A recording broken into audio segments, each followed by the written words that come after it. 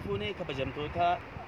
ilma namaa kan taatan marti keessanuu kan biyya keessaaf kan biyya alaa qaama mootummaa akkasumas aktiivistoota keenya doktoroota keenya abbaa qabeenyaa keenya jechuudha hadha magaala gudditti handhuura Oromiyaa Finfinnee keessa jira jechuudha.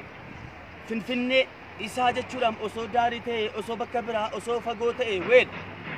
mee jechuudha handhuura Oromiyaa magaala gudditti Finfinnee keessatti isaa boolee keessatti waan uummanni keenya haala inni keessa jiraatu namni akka inni keessa jiraatu haala ittiin jiraatu jechuudha. Isa saatii jechuudha abbaan qabeenyaa namni waa qabu akkasitti dhaabiya. Namni waa qabu inni fira qabu fira isaa bira galeera. Inni qabeenyaa qabu inni maallaqa qabu jechuudha. Maallaqa isaa waliin mana isaa cufatee ulaa isaa cufatee jechuudha jireenya isaa jalqabeera. Hayyee mootummaanis abbaan qabeenyaanis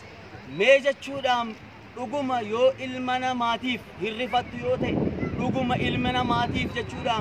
haqa nurraa qaba uummanni kun gargaaramuu qaba yoo jettan milkii biyya lammanii yoo barbaadanii kun uummata kana akka itti jiraatanu haala jarri jiraatanu jaroomarraa dhaggeeffadhaaf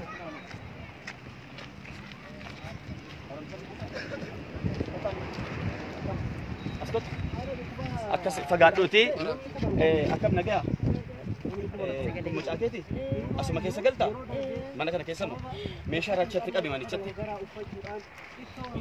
sharichatti mana ichi naa qabiya kun mana jaraati jechuudha mana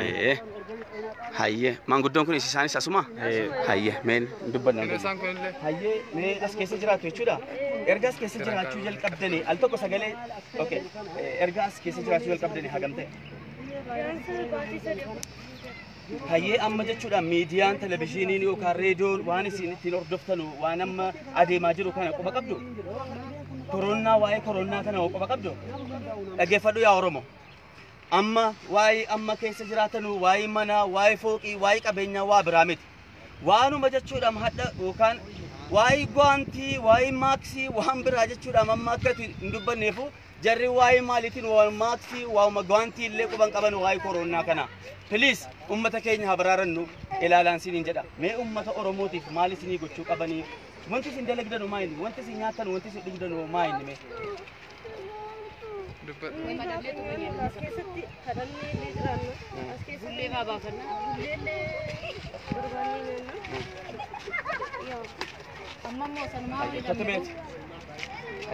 maqaan keenya inni Daraartuu mucaan kee kan jeemee qaaduu ji'a tokko lamallee ni jirti sadii kanaa jiranii qabu abbaan kiyyalee ni jira ummaan kiyyalee ni jira innaa as galaa turre ichirra nurra gubanii shara as gallafu jechuun mucaa ji'a tokko kana asuma keessatti deesse asuma keessatti hin deemu amma waa'ee dhukkuba amma deemaa jiru kana waa'ee koronaa kanaa dhageessanitti dhaga'u gurrannuma dhageenya ol yaadatu waan goonuu qabnu bullee teenyas laallamee nyaanna yoonii raa sarkanne bullee jechuun maalimi waan namni irraa nyaatu waan namni irraa nyaatee irraa hafe feestaal fudhatanii hoteela irraa fudhatanii kanuma nyaatanii jiraatu subhaanallah kanaa udhamnee jiru amma akka rinjee jechuun maal jettanii ani dhaggeeffadhu akka mataa kootiitti ilmaan lamaan qaba lamaan kana abbaan qaban abbaan isaanii dur baariif deemee bishaanitti qurxummii nyaata kanarratti as keessa dhufee mana karaa keessan hariinaan sharaa uummata hojii ijaarradhe sharaa san nurra gubanii waan uffannu uffata gubanii nu yaasanii dirree kana gallee amma dirree kanatti waan itti kan nu qabu ilmaan kana duraan bullee baafatanii nyaatanii amma bulleen sanillee dhabamte manuma taa'aa jirra kun wanta hayyee meeqotas akkas isheetti naa qabu akkami nagaya kan jee meeqaati mucaan kee jee tokko asuma sharaadhuma kana keessatti deesse